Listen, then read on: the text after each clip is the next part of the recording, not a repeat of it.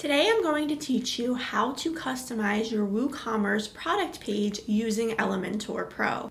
So what exactly am I talking about? The products page is a page that WooCommerce generates automatically after you install the plugin.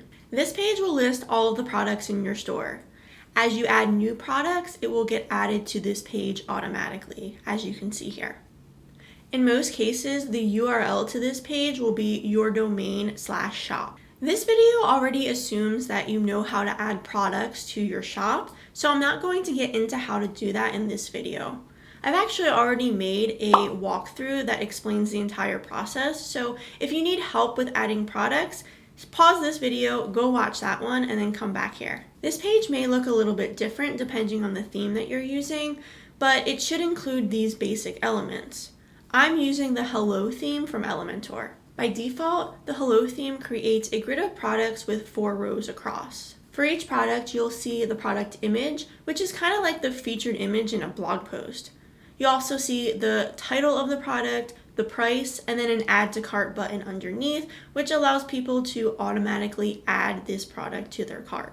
Also on this page, you'll see some breadcrumb navigation and a drop-down menu that allows you to sort the products differently. By default, products on this page get sorted alphabetically, but you can use this drop-down to sort by popularity, rating, latest product, or price. Now, this page doesn't look all that terrible, but it definitely could be better. Unfortunately, customizing the look of this page is kind of hard. You'll get some options in the WordPress customizer, and depending on the theme that you're using, those options will vary. With the theme I'm using, I only have the option to change a few settings, like the amount of rows displayed and some filtering options.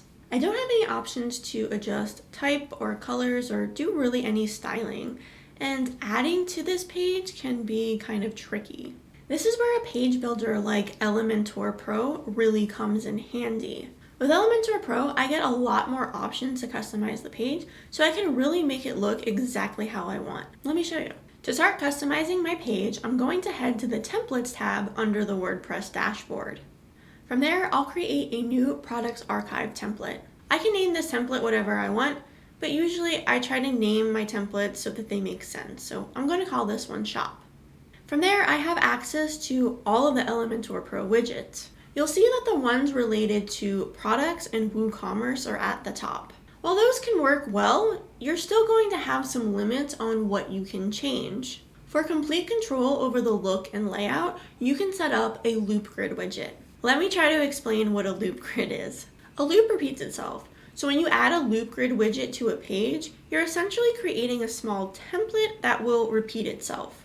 Inside the template, you'll add all the information that you want to display about your product. So essentially, we're creating this, but we have the freedom to design it however we like. Once we have that template created, we can set some parameters for the loop, like how many times we want it to repeat on the page, what category we want to pull from, stuff like that. Once we save those settings, our products will repeat down our page based on what we put in. The loop grid will be the meat of the page, but we can add as many Elementor Pro widgets as we want because they're all available. We have the ability to highlight specific products, add call to actions, videos, images, really anything. When you're finished designing your page, you'll want to publish it as a product archive. Now, if you refresh your shop page, it should look like the product page that you just created. Tools like Elementor Pro make creating a WooCommerce shop page a lot easier.